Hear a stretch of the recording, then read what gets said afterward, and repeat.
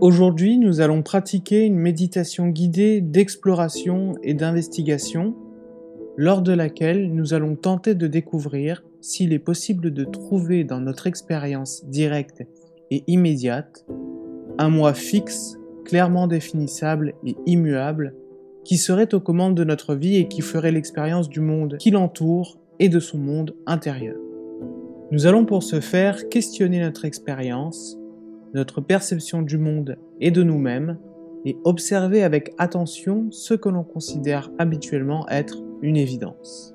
Nous tentons ici de nous affranchir des réponses toutes faites, des préjugés et des prétendues évidences, et nous revenons à notre ressenti brut, sans nous attacher à des conclusions hâtives et définitives. Pourquoi s'engager dans une telle pratique ?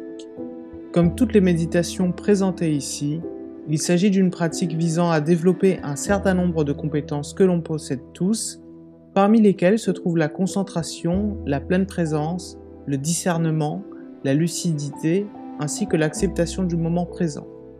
Autant de compétences qui nous permettent d'être là, plus présents à notre réalité, au monde et aux autres. Cette pratique nous aide à nous libérer des conditionnements qui nous empêchent d'être vraiment ici et maintenant. Plus particulièrement, s'agissant d'une méditation axée sur l'investigation et donc sur le discernement et la lucidité, la présente pratique va nous donner la possibilité, en posant un regard neuf sur notre expérience, de mieux connaître et comprendre par l'observation directe le fonctionnement de notre esprit. Elle nous permet de sortir de la transe et du pilotage automatique du quotidien. Elle nous permet également de voir les choses telles qu'elles sont et non telles qu'elles semblent être. À terme, et avec de la pratique, nous arrivons ainsi à mieux comprendre le fonctionnement de notre esprit, à avoir plus de lucidité et de clarté sur ce qui nous arrive, à comprendre ce qui nous rend heureux et ce qui nous fait souffrir, à prendre une distance saine avec les habitudes de vie qui nous gênent, ainsi qu'avec nos émotions perturbatrices. Tous ces éléments nous permettent de vivre la vie que l'on choisit de vivre et non celle imposée par les événements ou notre histoire personnelle. Je vous recommande pour cette pratique de vous attacher à votre expérience directe, au ressenti et non aux pensées et commentaires que vous pourriez avoir sur ce que vous expérimentez. Il ne s'agit pas là d'arriver à des conclusions intellectuelles définitives. Ce que nous allons tenter de découvrir ne peut se réduire à des mots. Prenez quelques instants pour vous installer confortablement dans un endroit qui vous permette de ne pas être dérangé pendant la durée de la pratique. Assis sur une chaise, un coussin ou un banc de méditation, assurez-vous d'avoir le dos bien droit mais sans tension.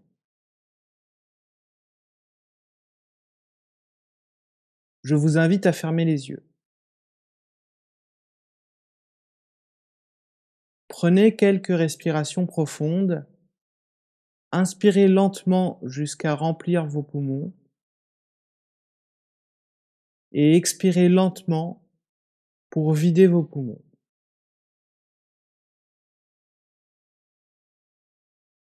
Inspirez, expirez.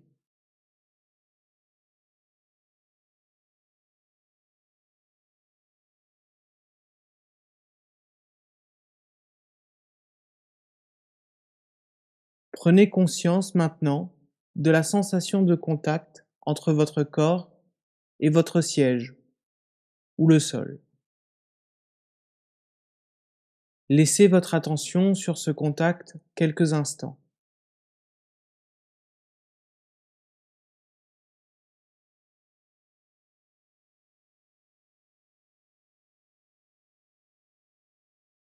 Je vous invite maintenant à ouvrir les yeux.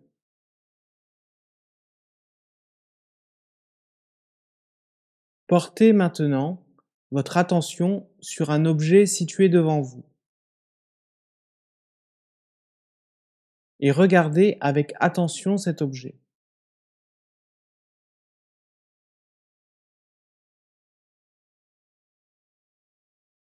Vous le regardez, vous en êtes conscient.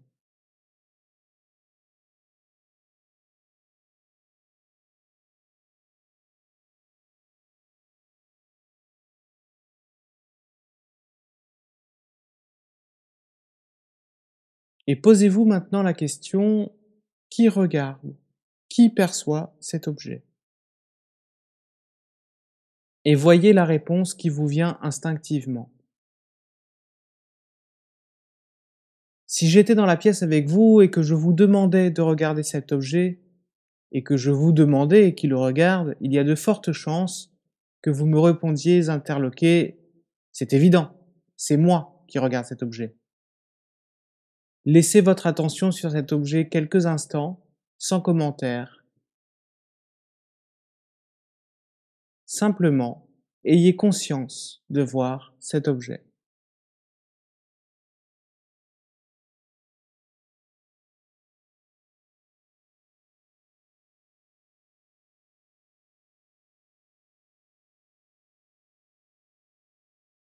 Observez maintenant quelques instants la pièce dans laquelle vous vous trouvez et demandez-vous qui observe cette pièce. Là également, vous pourriez me répondre rapidement: «C'est moi».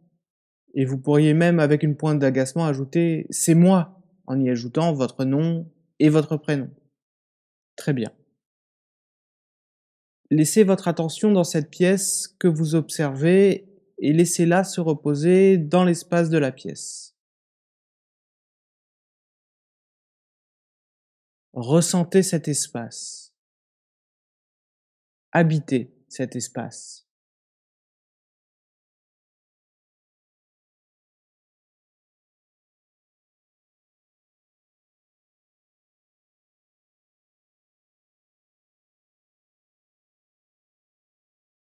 Si des pensées vous arrivent, laissez-les juste apparaître et disparaître sans vous y attacher.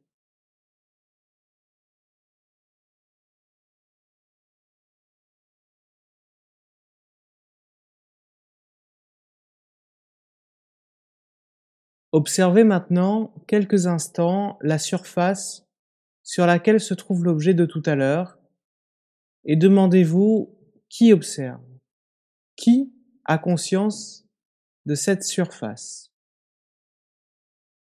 Là, normalement, instinctivement, vous devriez me dire: «Bah, c'est moi qui ai conscience de tout ça». Et si je vous demandais de pointer du doigt la direction où se trouve ce moi, où se trouve celui qui a conscience de la surface, de la pièce ou de l'objet, que feriez-vous? Essayez. Il y a de fortes chances pour que la majorité d'entre vous pointe son doigt dans la direction de son corps. Essayons maintenant d'être un peu plus précis et d'isoler ce moi qui semble observer le monde.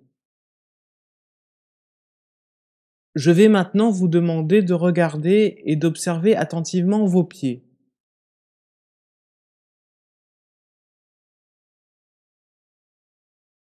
Puis vos mains.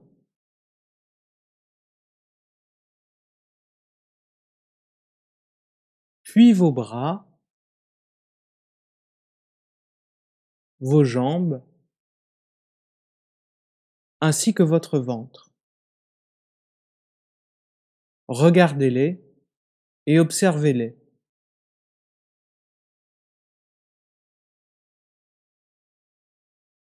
Et demandez-vous encore qui observe ces parties de votre corps. Essayez de le pointer du doigt.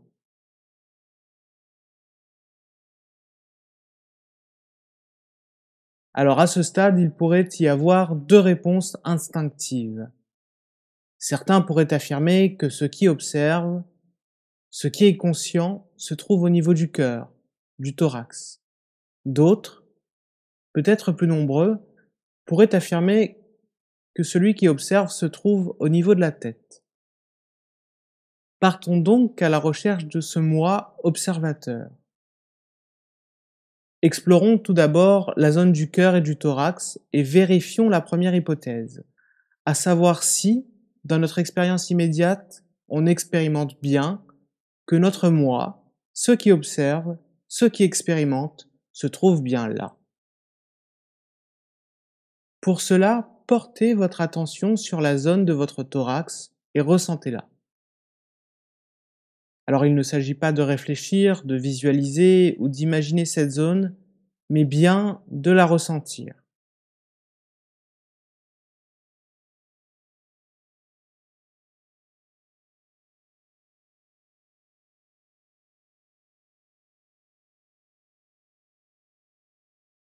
Peut-être allez-vous trouver dans cette zone des sensations de pression, de chaleur, de frottement, de picotement,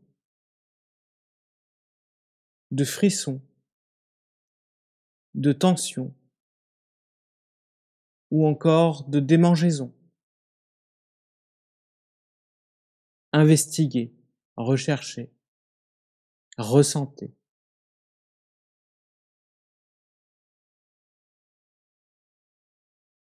Peut-être ressentez-vous les battements de votre cœur.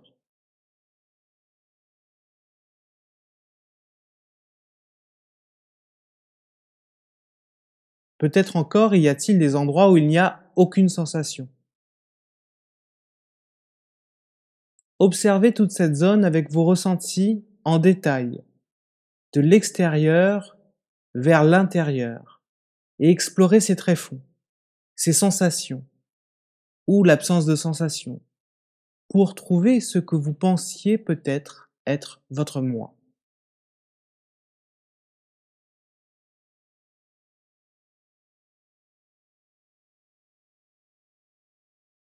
Et demandez-vous après exploration si cette zone est consciente de votre expérience, si cette zone correspond au moi qui était conscience de l'objet, de la pièce, de la surface, de la main, des pieds, des bras, de votre ventre, observé tout à l'heure. Ou si finalement il ne s'agit que d'un autre objet, observé.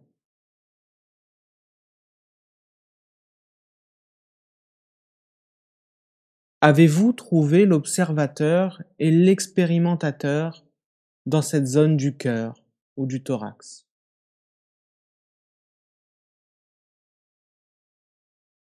N'essayez pas d'apporter une réponse intellectuelle à ces questions, mais plutôt expérimentez, ressentez et reposez votre attention dans cette zone quelques instants.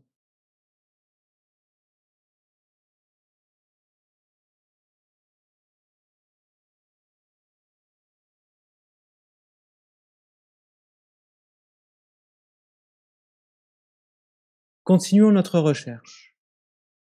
Si le moi, si ce qui expérimente et qui observe n'est pas au niveau du thorax, peut-être se trouve-t-il au niveau de la tête. Après tout, c'est en général bel et bien le premier endroit auquel on pense lorsque l'on pense à soi. C'est au niveau de la tête que l'on trouve les yeux, les oreilles, le nez, la bouche, tous organes de perception et de communication. On y trouve surtout le cerveau, qui est en général considéré comme le centre de commande de notre personne. C'est à partir de là que l'on a intuitivement l'impression d'observer, de scruter, de diriger notre vie et notre monde. Ne dit-on pas également que le visage qui se trouve sur notre tête est le miroir de l'âme? Donc, ça doit être par là que réside notre moi, ce qui expérimente, ce qui observe. Ça doit être là que se trouve notre identité. Pour le vérifier, observez, ressentez et explorez avec attention toute la zone de votre tête, de votre visage, de votre boîte crânienne, en détail, et essayez de trouver où se trouve votre moi, ce qui constitue votre identité, cette identité qui observe, scrute, étudie, juge, évalue. Observez cette zone en détail, en la ressentant.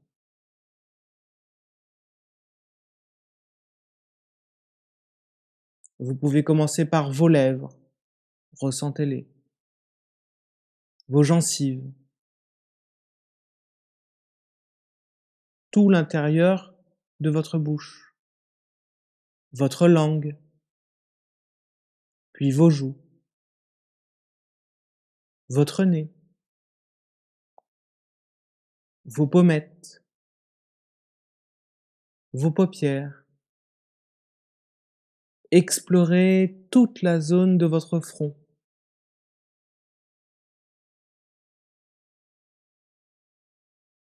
Puis vous pouvez aller vers le contour de vos oreilles.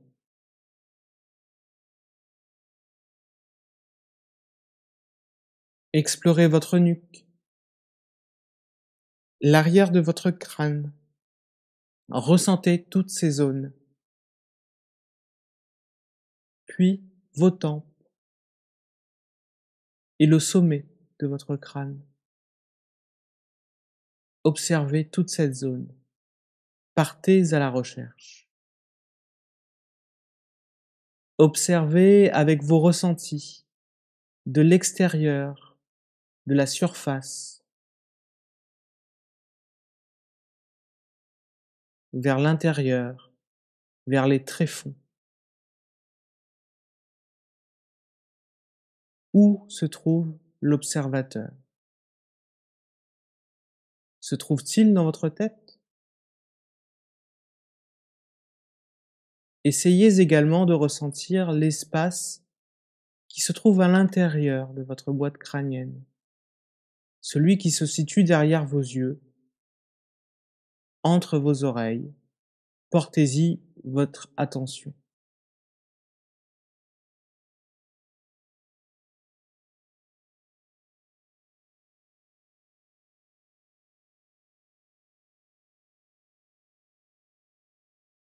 Après cette petite exploration, pouvez-vous dire que vous avez ressenti ou trouvé un centre de commande, un observateur, témoin de vos expériences? Si, pendant cette exploration, vous vous apercevez que vous vous êtes égaré dans vos pensées, tout simplement constatez ce fait et revenez simplement à la pratique, sans vous juger. Peut-être qu'en explorant la zone de votre tête, vous allez trouver des zones de tension particulières, notamment au niveau du front, ou juste au-dessus ou au-dessous des yeux, ou aux alentours du nez. Peut-être n'aviez-vous jamais prêté attention au fait que cette zone de votre corps était observable et connaît autant de tensions, de sensations.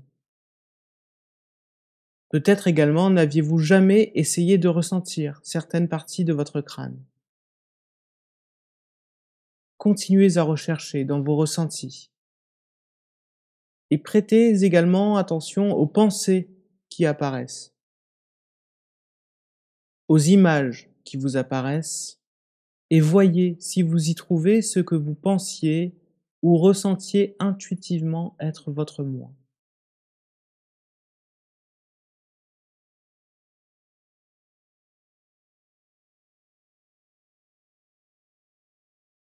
Observez encore, comme un scientifique sur le point de faire une grande découverte.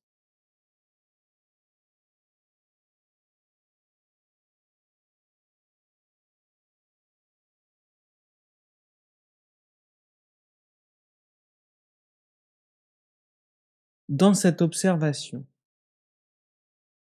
êtes-vous capable de trouver quoi que ce soit qui soit clairement défini et définissable, inchangeant, localisable, qui pourrait être ce moi, cet observateur que vous pointiez du doigt tout à l'heure?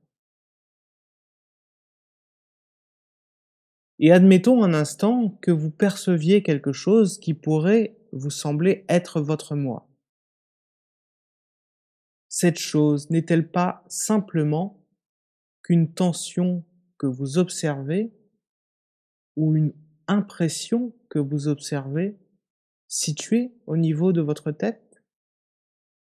Regardez plus en détail. Comment est cette sensation?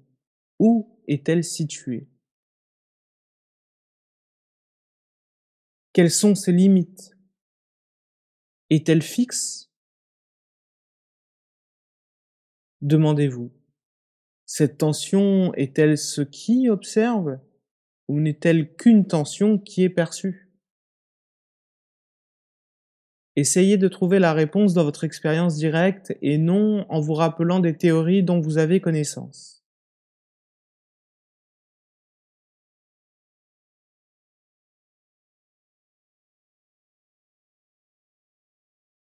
Demandez-vous également si je peux observer tout cela. Alors, tout ce que je considérais comme mon moi n'était-il pas au fond qu'une conclusion hâtive? Tous les candidats au poste de ce prétendu moi observateur, expérimentateur, jusqu'ici étudié, ne sont-ils pas simplement que des objets qui se présentent puis prennent congé de notre conscience?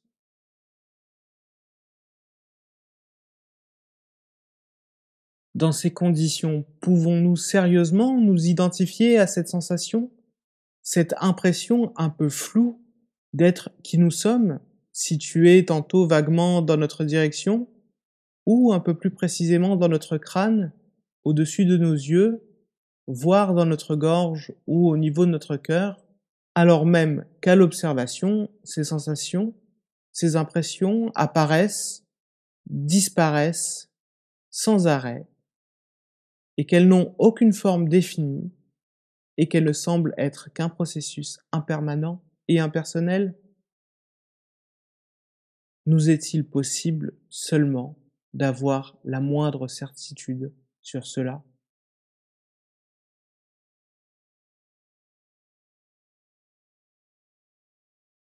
Bon, à ce stade, il semble rester tout de même une certitude. Il y a des choses qui se passent. Il y a une expérience qui se déroule. Et il y a une observation, une conscience, une expérimentation de ces choses, de ces sensations, de ces impressions, de ces pensées, de ces émotions. Car sinon, il n'y aurait pas de constat de leur existence. Mais alors, notre question persiste. Qui est celui qui perçoit, qui observe, si ce n'est pas ce que vous aviez conclu un peu hâtivement et sans discussion être votre moi, situé dans votre direction ou dans votre tête?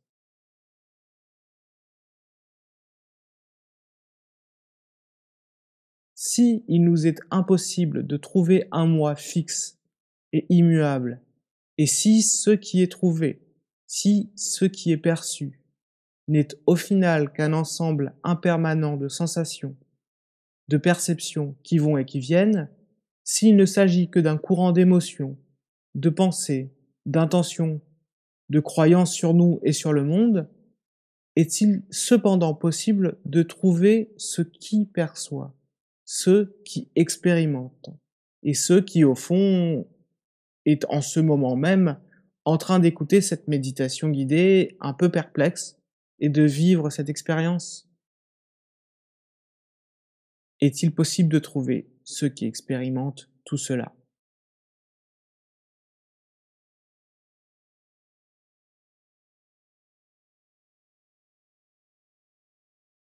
Encore une fois, n'essayez pas d'apporter une réponse intellectuelle à ces questions en essayant de vous rappeler des théories que vous connaissez. Expérimentez, cherchez et constatez avec votre expérience immédiate. Pouvez-vous trouver dans votre expérience directe, dans vos pensées, dans vos sensations, qui perçoit, qui cherche, qui expérimente? Et si d'aventure vous trouviez une réponse, une sensation, une pensée qui vous semble être vous, dans ce cas, qui a conscience de cette sensation, de cette pensée qui vous semble être vous? Encore une fois, il ne s'agit pas de répondre avec des mots, mais d'effectuer la recherche, dans son expérience directe et immédiate. Car il faut le souligner, les mots, les pensées qui vous viendront en réponse de cette question, ne sont eux-mêmes que des objets, des expériences observables, mais qui ne visent en rien la réalité de ce qui observe.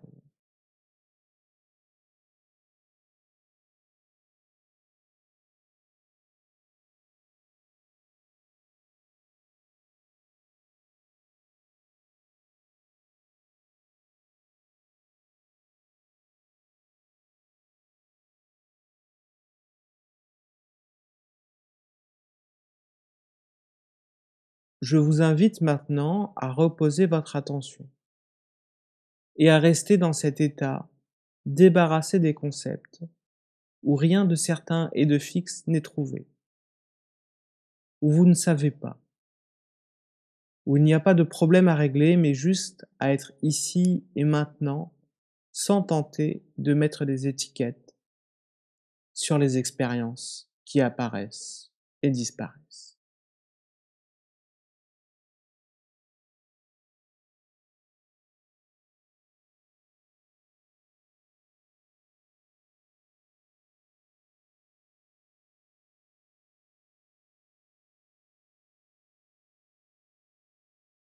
À l'issue d'une telle pratique guidée, je vous invite à faire attention à ne pas vous construire de nouvelles conclusions hâtives et intellectualisées, et de vous parer de nouvelles certitudes qui pourraient venir de la pratique même de cette méditation guidée.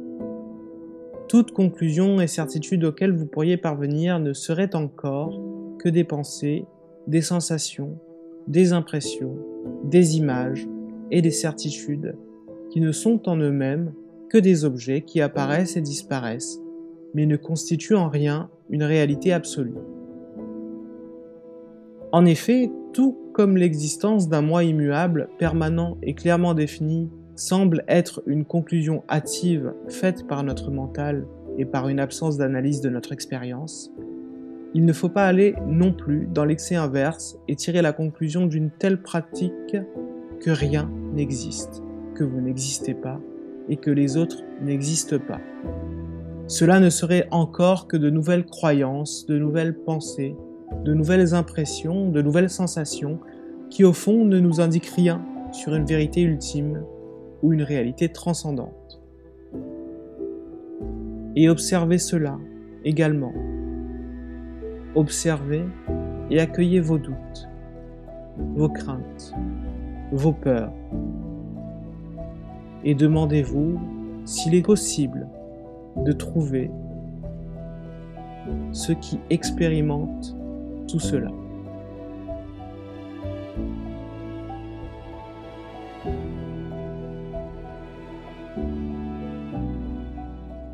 Et encore une fois, je vous invite à rester dans cet état, débarrassé des concepts où rien de certain et de fixe n'est trouvé, où vous ne savez tout simplement pas, où il n'y a pas de problème à régler, mais juste à être ici et maintenant sans tenter de mettre des étiquettes sur vos expériences.